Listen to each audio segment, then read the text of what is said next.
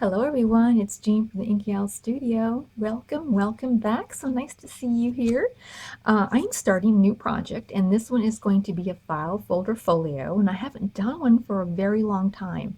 So I've actually not done one like this either. So this is going to be new all around. And just to give you a sneak peek of what I'm doing is here is the base that I've already completed, and here is part of the front. Just kind of give you an idea, it's going to be a Tim Holtz grungy themed type of journal. So it's going to be fun. I haven't done that for a long time either. So I'm looking forward to it. I hope you'll follow along as I build it out. But anyways, I thought I would show you the structure of the um, folio in case you wanted to make one like it. Now, when you get a file folder, I would not recommend using the dollar store ones. They're way too flimsy. These make great tags, but they don't really make a good folio. I use the heavy duty ones. I think I get them in Office Max. I'm pretty sure I do, or Staples, any place like that. But you could probably use the regular ones too, especially if it's just for your own personal use. The regular strength ones would work well. But I am using a dollar store one here just because it's for demonstration purposes and I don't want to use up I'm getting low in my heavy duties. I didn't want to use it up. So when you get them, there's usually this little lip here that is on the edges, and they don't bother you. You can leave it. But I went ahead and cut mine off. Whoops. I went ahead and cut it off on mine because I kind of like the straight edge on it. So let me cut that one off. All right, so now we'll talk about the folds. I think the first thing you need to do is measure out how tall you want your journal to be, because in the end, this is the height that's going to be along this measurement here. So I am making mine 8.5, and that measurement works out for me. You can make it any measurement. You can make it 5 inches. I mean, whatever you would like to do. But the first thing you'll want to do is cut off the bottom here. So I'll mark it at 8.5. And you will want to avoid cutting the tab apart, because as you see, I'm taking off, about 3 inches, and I wouldn't want to cut my tab off. I'm using, you can use any size tab. You can use the quarter cut, you can use the third cut, and either end will work for this particular journal.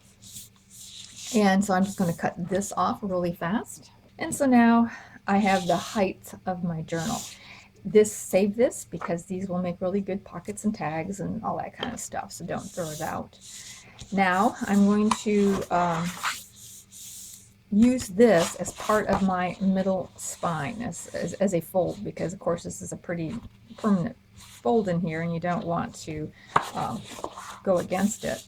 So my spine is going to be located in here. No matter what my design is, I'm going to incorporate this fold into the design in some way. Now, this is going to be more specific to what I have just made, but I'm going to measure my spine from this fold over, and I got to determine, well, how wide of a spine do I want? And I'm going to make mine 1 inch. You can make it any measurement, it doesn't matter. And 1 inch brings it, and so on this particular one, the inch brings it, and if you can see, there are these, I hope it's not too hard to see, there's some ridges that are not as deep as, of course, the middle one, but there's ridges here that you could use if you wanted to. You don't have to, but I'm going to go ahead and use them because it's like 1 inch here. It's 1 inch wide, but you can go beyond that if you want an even wider spine. That would be fine too. So I'm going to use that to line up my score line.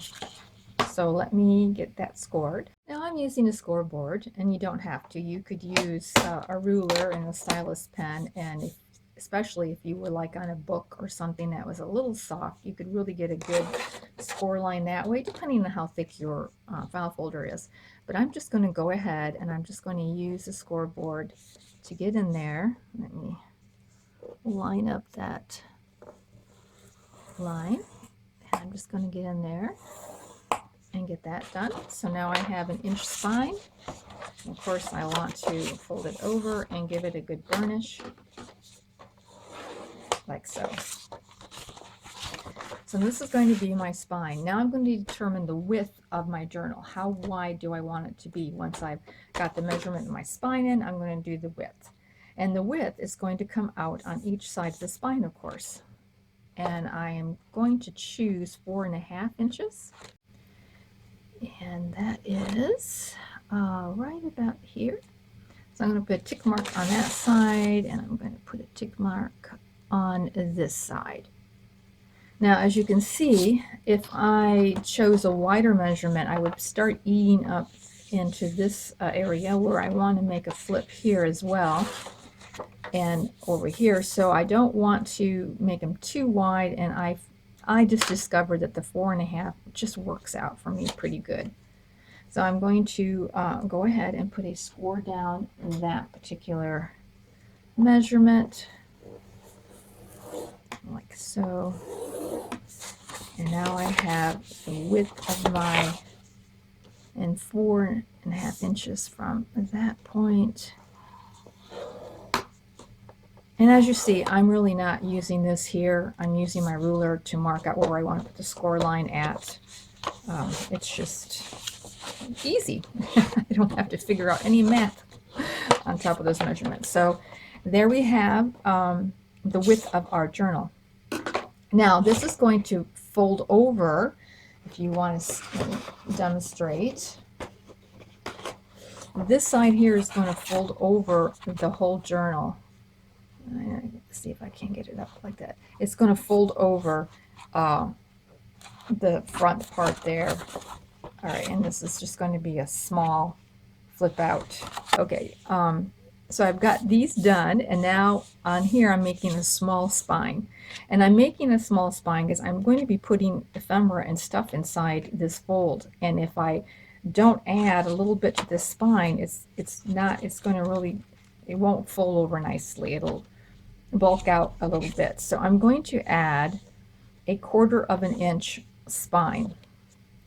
And I'm going to put that line to the left of this fold because I don't want to change the width measurement of my folder. I'm going to add it to the left side. So now we have just a 1/4 inch, and it could actually be 1/8 inch. It just kind of depends on how much you're going to put in there. And we will fold that down. So we have this little tiny spine to put in that side. So now this spine, this extra score line is going to be to the right of here. And it's going to be 1 1/4 inches. And that's what I'll want to put in on this side. Okay. Like that.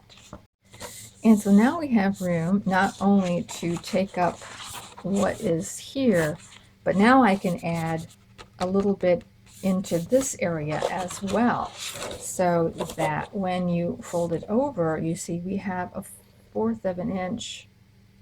I know it's blurry, but we have a 1/4 inch into which I can add pockets in whatever in this area. All right, so I hope that wasn't confusing, but to recap, you know, this has to be slightly larger than here so that we can not only take up this spine, but we can add onto a little bit over here. Now, if you're not adding anything in here and it's going to be totally flat, then this spine can match this one and you'll be okay. And I hope that was helpful, and I hope it was helpful for you as you plan your own journal folio. You just got to watch you know, your measurements, that they match on those sides. Now what I did was I inked all around all the seams really well, because I'm making mine grungy, and I'm using, for the ink here, I am using let's see, ground espresso. And this is a nice, dark, grungy ink, and it goes really well, I think, with all the Tim Holtz papers and stuff. And it just depends on your level of grunge. You know, vintage photo is a lighter one, of course, that you could use if you wanted to do that as well. Now, just to say that this is the place we're going to sew. Well, I'm not going to sew it in, but I'm going to make a removable signature. But this is where the signatures will go in. It will go into this side, this spine here, so that when you open it up, this is where the papers will be, and you can write on it. That's how that'll go.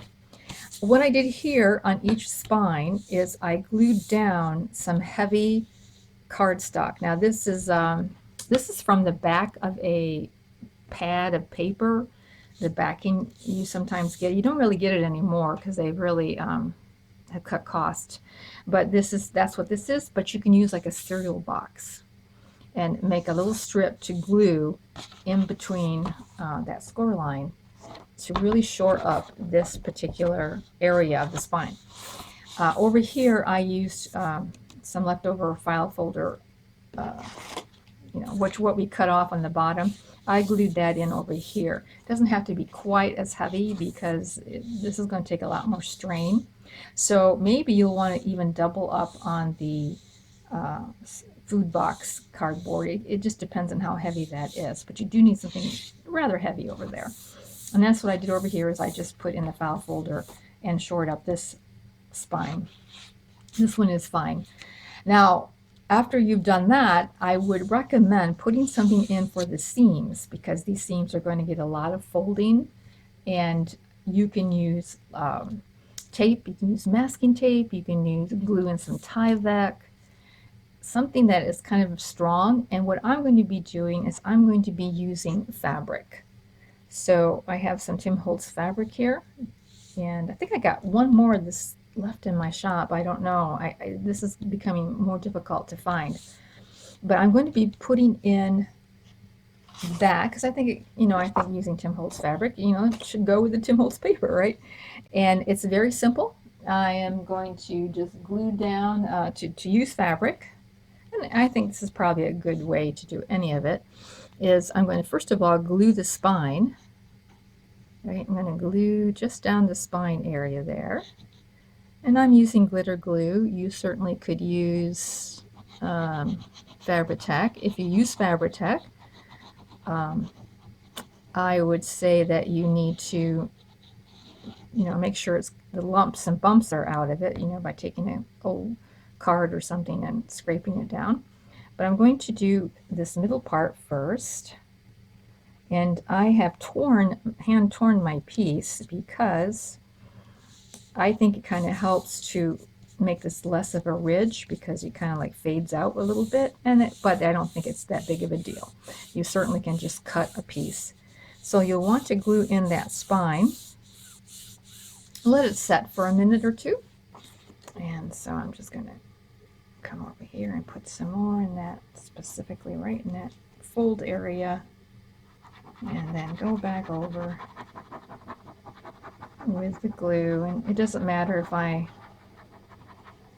have glue sticking out beyond the fabric, it's okay.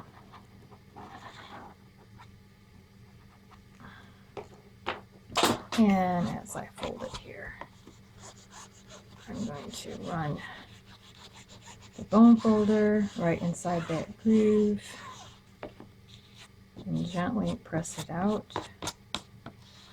like that, just to get that smooth. So now we have our cloth in there. So the cloth is really is a good way to shore up your folds quite a bit. Now you could put this cloth on the outside.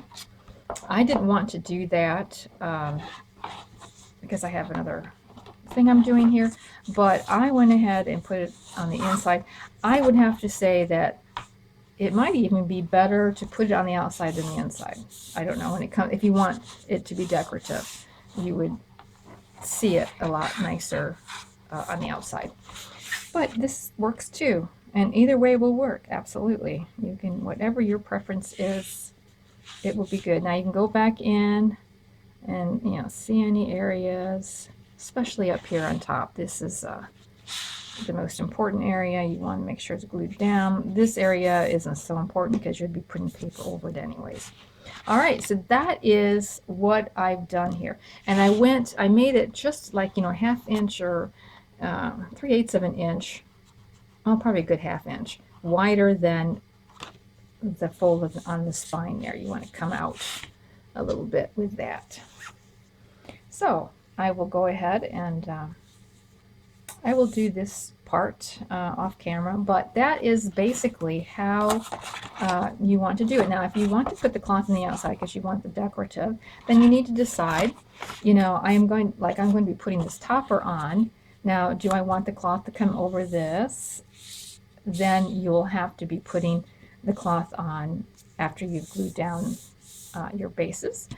But if you just wanted to cover it up, then you can do that before you put them down. So it's just a little bit of planning, a little bit of thinking through how you want to do that. So I hope that that was helpful for you, to help you maybe either do what I'm doing or design your own, whatever.